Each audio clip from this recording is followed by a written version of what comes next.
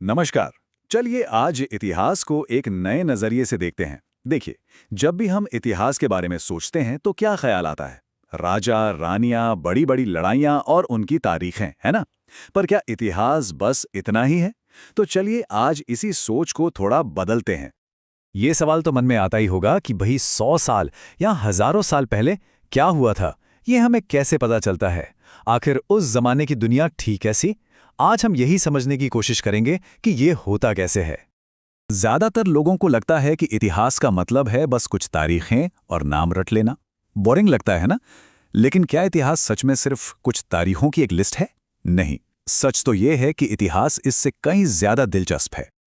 जरा सोचिए, एक ऐसी दुनिया के बारे में जहां खाना पकाने के लिए आग जलाना किसी को नहीं आता, या फिर एक ऐसी दुनिया जहां गांव और शहर हैं ही नहीं क्योंकि लोगों ने खेती करना ही नहीं सीखा, या फिर जहां एक जगह से दूसरी जगह जाने के लिए न कोई सड़क है न कोई रेलगाड़ी।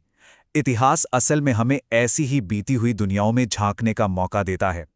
तो सवाल ये है कि भाई जो हो गया सो हो गया, उसे जानने की क्या जरूरत है? जरूरत है, क्योंकि अपने अतीत को समझे बिना हम अपने आज को कभी पूरी तरह समझ ही नहीं सकते। आज हम जिस दुनिया में जी रहे हैं ना, वो रातों रात नहीं बनी।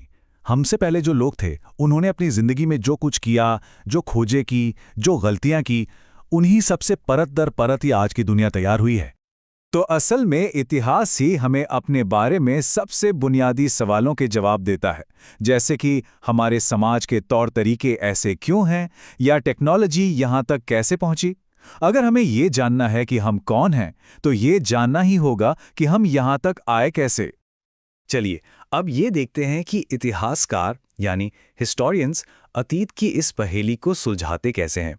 वो ना एक तरह से जासूस होते हैं, एकदम जासूसों की तरह, जो पीछे छूट गए सुरागों को जोड़कर पूरी कहानी को फिर से बनाते हैं।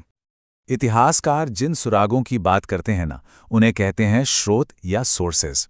ये वो सबूत हैं जो उस समय के लोग हमारे लिए छोड़ गए, और यही सबूत इतिहास लिखने का कच्चा माल यानी रॉ मटेरियल हैं। अब देखिए, दो तरह के बड़े जरूरी लिखित स्रोत होते हैं। एक तो हैं पांडुलिपियां और दूसरे हैं अभिलेख। पांडुलिपियां जो थी वो ताड़ के पत्तों या पेड़ की छाल जैसी नाजुक चीजों पर हाथ से लिखी जाती थी। अब क्योंकि ये चीजें नाजुक थी तो समय के साथ ज्यादातर खत्म हो गई। वहीं दूसरी तरफ हैं अभिलेख, जिन्हें पत्थर या धातु जैसी सख्त चीजों पर उकेरा जाता था, और इसी वजह से ये हजारों साल बाद भी हमारे पास सुरक्षित हैं। और फिर आते हैं पुरातत्वविद यानी आर्कियोलॉजिस्ट। ये जमीन के नीचे दबी चीजों को खोज निकालते हैं, जैसे पुरानी इमारतों के खंडर, उस जमाने के औजार, मिट्टी के बर्तन, सिक्के, यहां तक कि जले हुए अनाज के दाने भी। ये चीजें उन लोगों की कहानी बताती हैं जिनकी अपनी कोई लिखी हुई कहानी हम तक नहीं पहुंची। जरा इन आंकड़ों पे नजर डालिए। ये हमें एहसास दिलाते हैं कि ये सब कितना पहले हुआ था। सोचिए, खेती की शुरुआत कोई कल की बात नहीं, ये करीब 8000 साल पहले की बात है। इसी एक बदलाव ने इंसानी समाज का पूरा ढांचा ही बदल दिया। लोगों ने एक जगह बसना शुरू किया और वहीं से शहरों की नींव पड़ी। अब जरा एक मिनट रुककर सोचते हैं, क्या अतीत सबका एक जैसा था, या एक ही समय में कई लोगों के लिए कई अलग अलग अतीत चल रहे थे? जो सोर्स टेक्स्ट है उसका टाइटल हमारा अतीत नहीं बल्कि हमारे अतीत हैं, यानी प्लूरल में, और ऐसा जानबूझकर किया गया है। इसका मतलब साफ है कि अतीत कोई एक कहानी नहीं है। अलग अलग लोगों के लिए, अलग अलग समुदायों के लिए अतीत के अनुभव और मायने भी बिल्कुल अलग थे। इस बात को समझने के लिए एक उदाहरण लेते हैं। सोचिए, एक ही समय में दो अलग अलग दुनियाएं चल रही हैं। एक तरफ एक राजा है जो अपनी जीत और शान की कहानियां पत्थरों पर लिखवा रहा है, और उसी वक्त कहीं दूर एक किसान है जिसकी पूरी दुनिया इस बात पर टिकी है कि इस साल बारिश अच्छी होगी या नहीं। दोनों का समय एक है पर अतीत बिल्कुल अलग। तो सवाल उठता है कि क्यों हम राजा महाराजाओं के बारे में ज्यादा जानते हैं और आम लोगों के बारे में कम? सीधी सी बात है, शासकों के पास अपनी कहानियों को रिकॉर्ड करवाने के साधन थे, पैसा था। जबकि एक आम किसान या कारीगर की जिंदगी के सुराग हमें कहां से मिलते हैं? जमीन के नीचे दबे उनके औजारों से, उनके टूटे हुए मिट्टी के बर्तनों से। तो अब तक की बातचीत से ये तो साफ हो गया होगा कि इतिहास को सिर्फ रटना नहीं है, बल्कि एक जासूस की तरह इसकी पड़ताल करनी है, इसकी छानबीन करनी है।